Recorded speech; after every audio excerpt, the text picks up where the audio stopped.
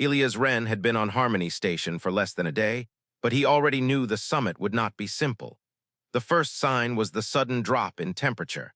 The second was the way every delegate in the hall stopped talking at the same moment. And the third sign was the woman who stepped through the crystal doorway. She was called Matriarch Lyrana of the Veilborn. She moved slowly and calmly.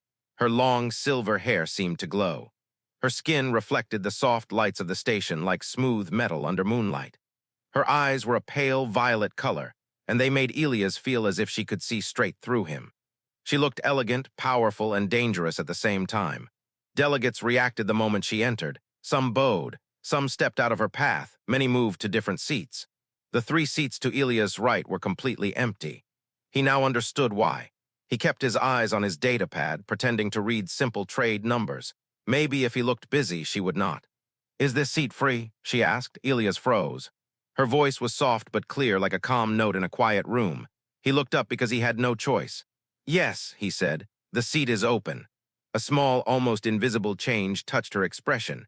It was not a smile, but close. "How unusual," she said.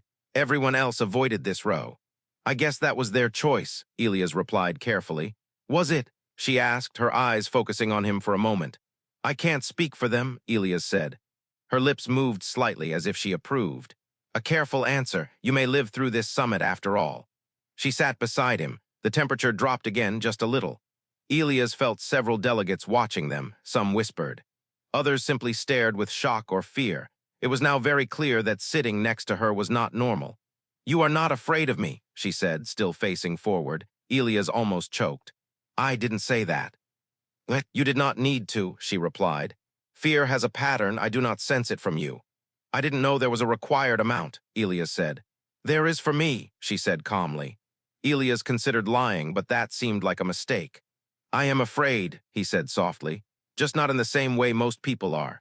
That made her turn her head slightly. Her eyes studied him with slow, careful interest. "Explain," she said. "You were chosen as a representative," Elias said. "So I focused on that. You're here to negotiate, not harm anyone." Her eyes softened. "Interesting. Most beings speak to me with fear or with hidden goals. You speak with honesty." "Is that good?" Elias asked. "It is unusual," she answered, "and unusual things matter." The hall lights dimmed as the session began. A soft blue glow filled the room. Lyrana leaned back in her seat, calm and still. Without looking at him, she said, "Stay at my side during this summit." Elias blinked. "Is that an order?" "It is a request," she said, "and also a test." "A test for what?" Her eyes glowed faintly in the dim light. "For whether you will continue to speak the truth." The opening session of the Convergence Summit unfolded like a slow-moving avalanche, quiet at first, dignified even, and then rapidly threatening to crush anyone who didn't understand how to stay out of its path. Holographic banners rippled overhead, refracting the crystalline hall's strange lighting into delicate arcs of color. Elias tried to listen to the official introductions, but the proximity of Matriarch Lyrana made every sense sharpen uncomfortably. She sat with perfect stillness, hands folded lightly, her luminous presence casting a faint glow onto the polished surface of the desk before them. Delegates stole glances at her, then at Elias, as if trying to determine whether he had been blessed, cursed, or simply made ignorant of his own mortality. When the Crystalline Collective's ambassador rose to make the first statement of the day, Lyrana leaned slightly toward Elias, her voice a whisper that resonated through his bones. "That one lies." Elias blinked. He just started speaking. His harmonics are misaligned by .03. Her eyes narrowed, a subtle deceit. Maybe his translator is malfunctioning. Her gaze flicked toward him, and for a moment Elias felt very small. "Do not attempt to soften the truth, analyst. It clouds the mind." He swallowed, noted. She returned her attention to the ambassador. Elias forced himself to follow the speech, and indeed something felt off. The ambassador spoke of equal responsibility and synchronized trade etiquette in a tone that was a little too polished, a little too staged. Still, Elias suspected he would never have noticed without Lyrana's whisper. The next speakers continued, and the political atmosphere grew progressively dense. Accusations wrapped in courtesy, objections disguised as questions, alliances hinted at but never stated. Elias, despite being buried low in the diplomatic hierarchy, saw enough patterns to make his head ache. Then the trade route dispute began, and the hall shifted from elegant political dance to mathematical brawl. Holographic charts flickered into the air, showing gravitational arcs and economic projections. Delegates from the Castrian nomads and the Solari Union argued fiercely over projected energy consumption. Their models didn't match, neither with each other nor with observable physics. Elias exhaled, pinching the bridge of his nose. They're calculating the wrong drift vector. Lyrana's attention locked onto him instantly. You see the core flaw. He froze. It's obvious. To you, she countered. To them, no. She inclined her head almost imperceptibly. Explain. Elias cleared his throat, suddenly aware that multiple delegates were glancing suspiciously at him. Their drift model assumes a stable gravitational corridor, but the actual system map shows microlensing interference from unmapped debris clusters. They're anchoring simulations on a false constant.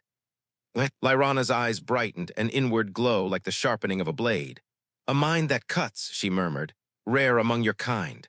Thank you, Elias said uncertainly. When the argument intensified, Lyrana abruptly raised one hand. She did not stand, she did not speak. She simply made a small gesture, precise, controlled, sovereign. The hall went silent. Even the translation system seemed to hold their breath. The analyst beside me, she said calmly, has identified the flaw you all insist on ignoring. 36 heads swiveled toward Elias, his stomach turned over. Well, what I meant was. Speak, Lyrana commanded softly. Elias rose halfway out of his seat, words stumbling into coherence. Your models rely on a stable drift constant, but the corridor's gravitational environment isn't stable. Microlensing distortions from the outer debris field cause non-linear deviation. None of your simulations factor that in, so all your projections collapse. Silence, then murmurs, then frantic recalculations. Delegates tapped at datapads, holograms shifted. A cascade of updated metrics filled the air, many proving Elias right. The Castrian delegate finally spoke. This changes the negotiation parameters. The Solari representative nodded reluctantly. The analyst is correct. Lyrana didn't smile, but something in her posture shifted, like a queen acknowledging her knight. He sat back down, hands slightly shaking. That was reckless, he whispered. That was necessary, she replied. Fear of being correct is the most tedious kind of fear. Elias let out a breath he hadn't realized he'd trapped. My supervisor is going to kill me. I will prevent that, Lyrana said simply. He swallowed. Is that protection or threat? For now, she said, protection. The session moved on. Elias tried to focus, but his brain was still rebooting from the experience of being used as an impromptu weapon by a being whose cultural presence was essentially a political supernova. Several more disputes arose, and several times Lyrana leaned in, whispering her thoughts to him, not instructions, not corrections, but observations sharper than any blade. Their phrasing is false courtesy. The real offer is hidden in the silence. That delegation's envoy fears the fourth projection. His pulse deviates at the mention. She is not offended, though she pretends to be. Her species enjoys theatrical indignation. Elias tried not to react, but every whisper felt like standing under a cold waterfall of truth. Halfway through the session, Lyrana spoke again. You learn quickly. I'm just trying not to embarrass humanity. An admirable goal. A difficult one. He snorted softly, her head tilted. Humor analyst. Coping mechanism. Effective. Sometimes. Lyrana considered that. I would like to observe its effectiveness. Elias blinked. Observe my coping. I find your reactions unusual, intriguing. She paused. Genuine, a trait increasingly absent in these halls. Another dispute erupted across the chamber, but for a moment Elias barely heard it. Lyrana's attention continued to rest on him, not as a predator evaluating prey, but as a strategist examining a new variable. After the session, she said, the session adjourned with the kind of messy, exhausted relief that always followed political combat. Delegates drifted toward the exits in clusters, whispering furiously or pretending they hadn't just spent an hour trying to weaponize math. Elias gathered his datapad, ready to flee before someone asked him to justify the existence of humans in interstellar diplomacy. Then Lyrana rose. The movement was small, yet the entire row reacted as though a gravitational shift had rippled through the air. She didn't look at any of them. She simply inclined her head in Elias' direction and began gliding toward the exit. He hesitated. A Castrian delegate hissed, "If she invited you, follow her. if she did not run. Elias wasn't sure which option was actually safer, but Lyrana paused just long enough to make it clear she expected him behind her. So he followed. The corridor outside the summit hall was quieter, lit with pulsing amber bands embedded in the crystalline walls. Lyrana moved with the same strange fluidity, her robes drifting around her legs in a slow, weightless procession. When she stopped before a curved observation window that overlooked the starfield, Elias stopped two respectful steps behind her. "Closer," she said without turning. He obeyed. The view stretched into black infinity, speckled with drifting vessels and distant flares from navigation beacons. Harmony Station rotated just enough for the light to catch her silver hair, making it shine like a corona. "For 6 decades," she said quietly, "these summits have offered nothing new. Every argument is a repetition, every alliance a recycled promise. I intend to maintain the Veilborn presence, not because I expect revelation." Elias cleared his throat softly, and today was different. Yes, her violet eyes reflected the starfield, twin mirrors of cold luminescence, because someone spoke to me without fear. That seems like a low bar for novelty. "For my kind," she said, "it is not low, it is unheard of." He shifted awkwardly, unsure what to do with this information. Her presence felt even stronger here, not oppressive exactly, but expansive, like she occupied more dimensions than the space allowed. She continued, "When beings fear us, their electromagnetic patterns distort, their intentions fracture, their logic becomes unpredictable, it makes communication tedious. But you," she gestured lightly toward him, "your patterns remain coherent, even at close proximity." Elias blinked. "You can read my emotional state." "I can read everything." Her tone held no arrogance, only fact. "Your nervousness, your curiosity, your restraint. And something else." "What's something else?" "You do not perform for me." She angled her head. "You do not attempt to impress, nor to flatter, nor to manipulate. You simply observe and speak." "That's just my job." Her lips curved in the faintest trace of amusement. "No, that is your nature." Elias wasn't sure how to respond to that. Fortunately or unfortunately, she wasn't done. "In the hall, when you corrected the trade models, you did so knowing the political danger. I did it because the math was wrong. And that," she said, "is precisely why you are valuable." A cold knot formed in his stomach. "Valuable how?" Lyrana shifted to face him fully, and Elias felt his breath stall. Up close, she was overwhelming, beauty sharpened by ancient intelligence, danger softened by something far more complex. "To the summit," she said. "To your delegation, and for now to me." He swallowed. "I'm not sure what that means." "It means," she said slowly, "I wish to see whether your clarity holds outside structured sessions." Her eyes searched his face with unsettling precision. "I wish to know if you perceive truth when it is not wrapped in equations." "That sounds like a test." "It is." A small pause. "Do you object?" He considered the question. "Objecting feels unsafe." "Honesty," she said. "Good." She turned back to the stars. "Your kind fascinates me. Humans burn quickly yet brightly. You disrupt systems you do not fully understand. You break patterns with unpredictable insight." "That sounds like a polite way of saying we complicate everything." "You do." She glanced at him. "But sometimes complications are necessary." Silence settled again, but a different kind. Less tense, more contemplative. The station's rotation cast shifting colors across the floor, painting her silhouette in iridescent shades.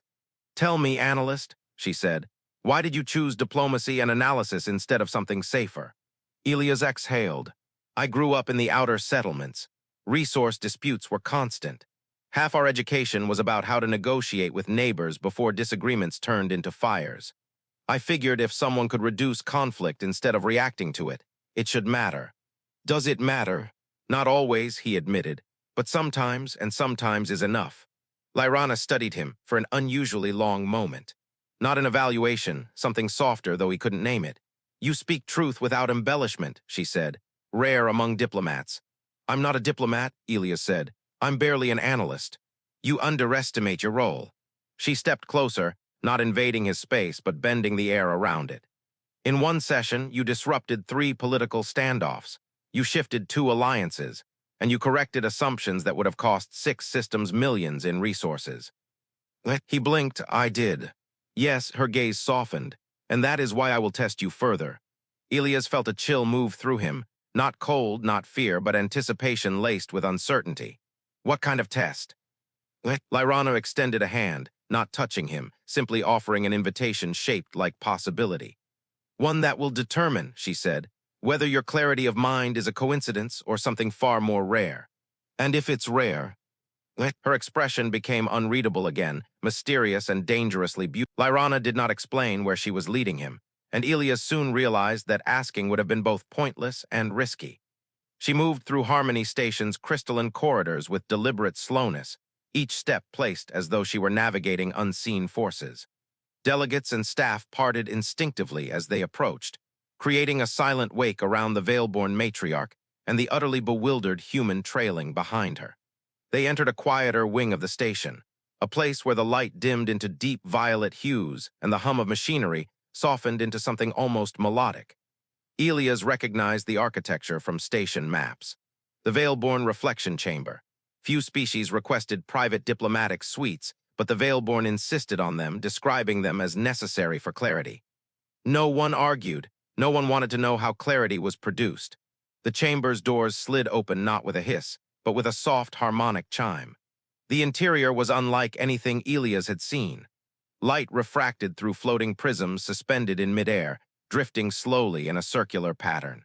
The walls shimmered with layered reflections, shadows that moved independently of the objects casting them. A faint mist hovered over the floor, glowing with pale silver patterns like ripples on the surface of a silent lake. Lyrana stepped inside as though returning to a familiar cathedral. Elias hesitated at the threshold. "Enter," she said. "You have nothing to fear in this place." "That sentence," Elias muttered, "has never been true in diplomatic history." Her eyes glimmered with something dangerously close to amusement. "Then allow this to be the first exception." He stepped inside. The door sealed behind him, the harmonic chime fading into silence.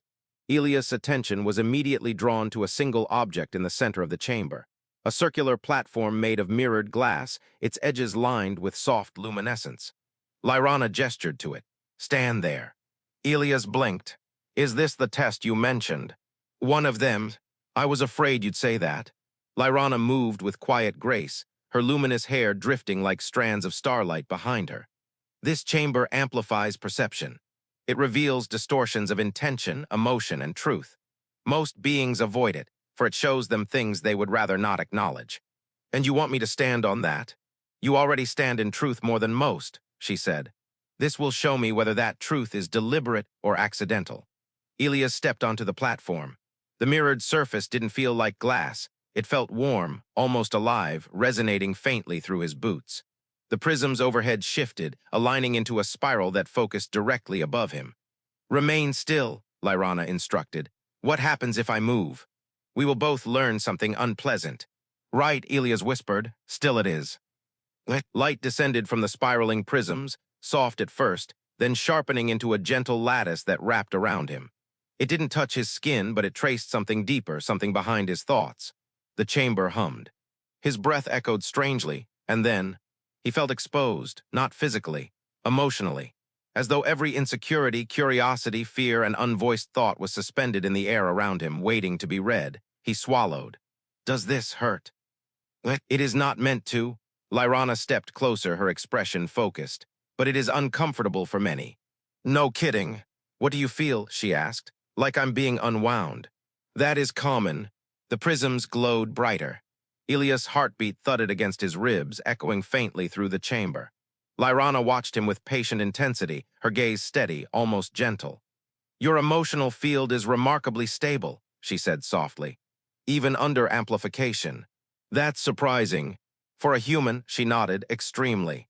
The lattice of light shifted again, and Elias felt memories rise. Fragments of arguments, childhood disputes in the outer settlements, the exhausted hope of wanting peace, the quiet despair of wanting to matter. None of it became visible, he simply felt the chamber tug at them. Lyrana's gaze narrowed. "You are not collapsing." "Was I supposed to collapse?" "Most do. Should I pretend to, for political reasons?" The slightest smile touched her lips. "Do not, it would ruin the data." He exhaled, closing his eyes briefly as the lattice dissolved. When he opened them, the chamber dimmed to a softer violet glow. Lyrana stepped closer, not invading his space, but considering him with a complex, thoughtful expression. "You are intact," she said. "Was that in doubt?" For most species, clarity of self fractures when seen too directly. Her head tilted slightly. "You did not fracture. I felt like I was going to. Feeling is not breaking." She paused. Humans often confuse the two. Elias rubbed the back of his neck. "So, did I pass?" This was not a pass or fail test. This was a measurement. "And what did you measure?" "Resonance," she said. "Yours is unusually coherent for your age and species. Your emotional frequency is loquiotic, high-focused. Your thought patterns remain aligned even under stress." "I guess that's good." "It is more than good." Her voice softened. "It is rare." He stood there, unsure how to respond to being analyzed like a harmonic equation. Lyrana circled him, not predatory but curious, examining the shifting reflections cast by the chamber. "I begin to understand," she said, "why your presence does not cause turbulence in my perception, why you do not distort." "Is that a compliment?" "It is an observation, though a favorable one." The light dimmed fully. The station felt different after the reflection chamber, quieter, heavier, as if harmony itself had shifted ever so slightly to acknowledge what had transpired. Elias followed Lyrana through the dim corridors, aware that something intangible had changed between them. Not closeness, not exactly. The Veilborn didn't do closeness in any ordinary sense. But there was a new awareness, a subtle gravitational pull, the way two celestial bodies adjust their trajectories when one moves unexpectedly. Lyrana walked without speaking for several minutes. Her presence was a quiet storm, controlled yet potent, her silhouette outlined in silver luminescence as the station's ambient light refracted around her. When she finally stopped, it was before a sealed archway marked with Veilborn sigils, intricate geometric shapes that pulsed like slow heartbeats. "This is the strategic holography suite," she said. "Few beings outside my kind have entered." Elias blinked. "And you want me to go inside?" "If I did not, we would not be standing here." He swallowed. "Right, logical." The archway read her presence and dissolved into a swirl of violet light. The room beyond was vast, circular, and almost completely empty, except for a single elevated dais at its center. Above it hovered a holographic star map that spanned the entire ceiling, displaying trade networks, gravitational currents, political boundaries, and energy fields with impossible precision. It was breathtaking and overwhelming. Elias stepped forward slowly. This is every known sector." "And several unknown," Lyrana said, moving to stand beside the dais. "The Veilborn perceive spacetime differently than most. Our cartography integrates dimensional gradients your species has only theorized." He stared at the map, transfixed. "You've charted gravitational anomalies humans haven't even named. Names are irrelevant, understanding is not." Lyrana extended a hand toward the map, and the hologram reconfigured instantly, folding in on itself like blossoming petals. A corridor of swirling light appeared, a trade route stretching through uncharted space. "This," she said, "is the new corridor your analysis touched upon, the one mired in political dispute." Elias frowned. "It's unstable. The microlensing distortions will distort navigation." "Correct, yet observe." She flicked her fingers and the distortions transformed into predictable waves like ripples on water. The navigational hazard became a pattern, dangerous but solvable. Elias stared. "You corrected the entire model." "No," she said. "You did." He blinked. "I did." "Your insight triggered the recalculation. The others argued. You observed." She turned to face him fully. "Observation, when pure, is more powerful than coercion." Elias felt heat rise in his chest, not pride, but something quieter, recognition, validation. But Lyrana's expression shifted, becoming more serious. "The reason I brought you here," she said, "is not to praise you, it is to warn you." His stomach tightened. "That sounds ominous." "It is." She gestured, and the hologram expanded into a branching web of political alliances, color-coded by diplomatic stability. Elias recognized some patterns, long-standing agreements, fragile truces, territorial compromises, but others. Others were breaking. "What am I looking at?" he asked quietly. "The consequences," Lyrana said, "of this summit failing." A cold knot formed in his throat. Losing the trade corridor dispute could destabilize the region, but not the corridor, she cut in, the delegates. She magnified a cluster of systems. Elias saw tension lines, pulsing red threads representing diplomatic strain. They prepare for conflict, she said. Not openly, but the signs are unmistakable. Elias' voice dropped. A war. A cascade, Lyrana corrected. Small conflicts, feeding larger ones, until the entire sector fractures. His pulse quickened. Can it be prevented? That, she said, depends on whether clarity persists. He looked at her. You mean me? I mean your perspective, she replied. Your ability to see the flaw beneath the argument, the truth behind the distraction, the pattern beneath the chaos. Elias stared at the map again, feeling a strange pressure behind his ribs, a mix of fear and responsibility. But I'm just... Lyrana stepped closer. Do not diminish yourself. Clarity is not a matter of rank. Her presence wrapped around him like a cold breeze. It is a matter of resonance. He swallowed. So what do you need me to do? To advise, she said. To observe, to speak when the truth becomes obscured. Her voice deepened, and to remain at my side for the remainder of this summit. Elias tried to breathe steadily. Why me? Why not another Veilborn? Or a senior diplomat? Her answer was immediate, because they cannot see what you see. He hesitated, and because you trust me. Lyrana looked at him for a long, quiet moment. Trust, she said, is not a word my kind uses lightly. But you said it, which should concern you, she replied, though her tone softened in a way that contradicted the warning. Elias felt something shift, a recognition that he was standing at the edge of something irreversible. Lyrana moved past him but paused when she reached the archway. Tomorrow, she said, the delegates will enter the negotiation chamber for the pivotal session. Lines will be drawn, tensions will rise. Some will attempt manipulation, others will attempt sabotage. She turned slightly, the glow of the hologram illuminating the sharp angles of her face. You will sit beside me. Elias exhaled. I expected that. You will also, she added, speak on my behalf when I instruct it. He stiffened. Me represent you. Yes, that seems politically suicidal. For some, she said, for you, perhaps. Or perhaps it will alter the summit entirely. Her violet eyes glowed brighter.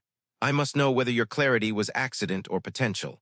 And if it was only accident, then, she said, you will learn quickly or you will break. Comforting. Honesty often is not.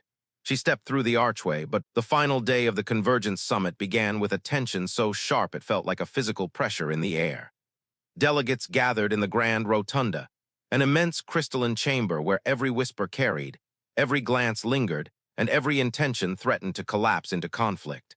At its center stood the negotiation ring, lit by a pale blue glow that pulsed like a heartbeat. Elias took his seat beside Lyrana, intensely aware of the eyes fixed on them. He could feel the weight of speculation from every corner of the chamber. A human analyst sitting next to a Veilborn matriarch, again, was no longer a curiosity. It was a message. Lyrana sat with the serene stillness of a carved deity, her silver hair flowing like drifting starlight. When the hall dimmed to signal the session's start, she leaned the smallest fraction toward him. Observe, she murmured. And when I speak, follow. Elias swallowed, and if I fail, you will not. She didn't say this kindly. She said it with certainty, as if she could already see the unfolding timeline. The summit coordinator appeared in a shimmering holographic form, offering ceremonial greetings. Nobody cared. Every delegation waited for the inevitable conflict.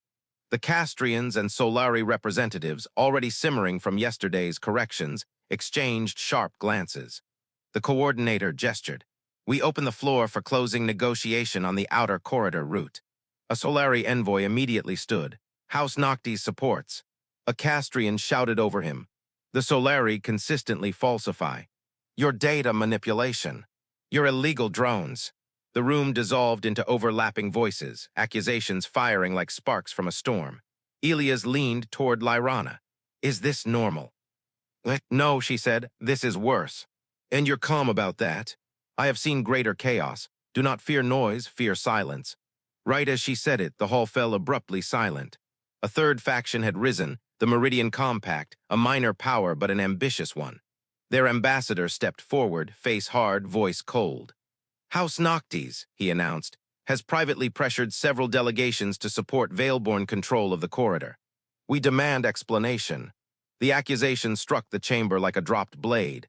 Every head swiveled toward Lyrana. Her expression did not change. A curious claim, she said.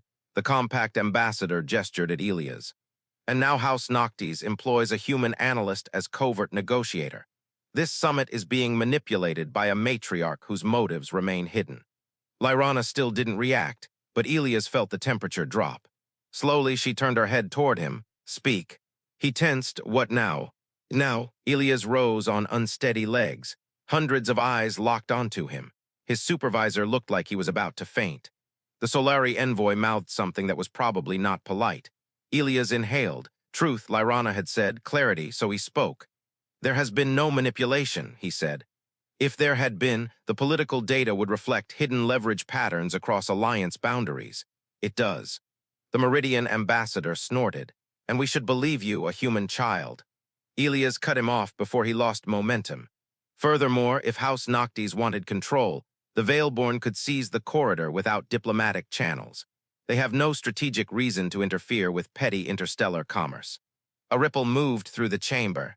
Lyrana's eyes gleamed approval. And finally, Elias continued, if you had evidence of interference, you would have presented it, not asked the question. The compact ambassador froze. Lyrana rose. Her presence reshaped the air. Your accusation, she said softly, is posturing. The hall held its breath.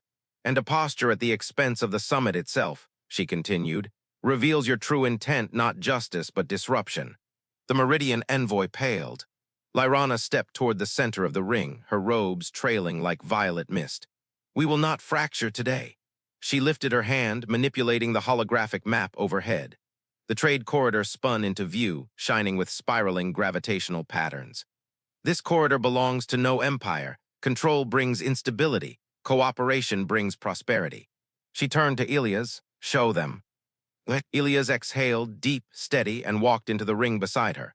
Together, they projected the combined model, his drift analysis, her dimensional corrections. It formed a stable route, one no single faction could exploit, but all could share.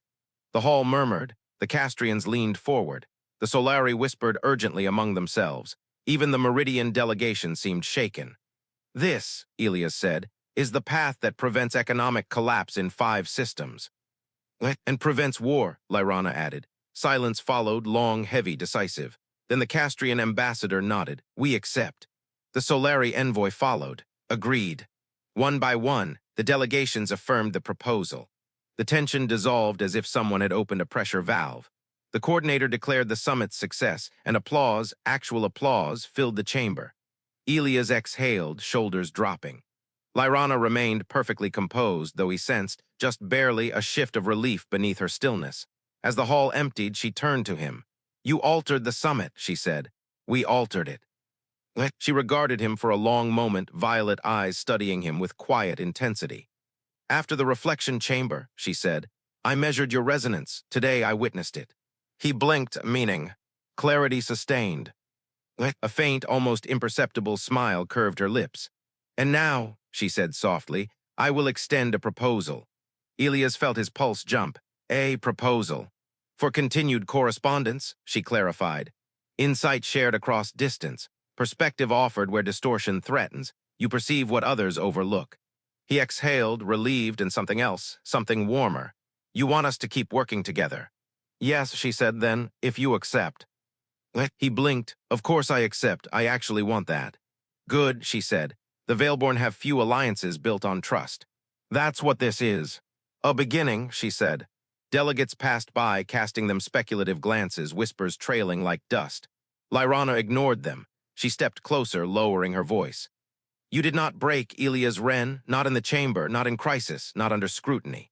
Her expression softened with a gravity he had never seen from her before. Do not underestimate the rarity of that. He swallowed. I won't. She inclined her head. Until our next summit, analyst. Until then, he echoed. Lyrana glided away, her silhouette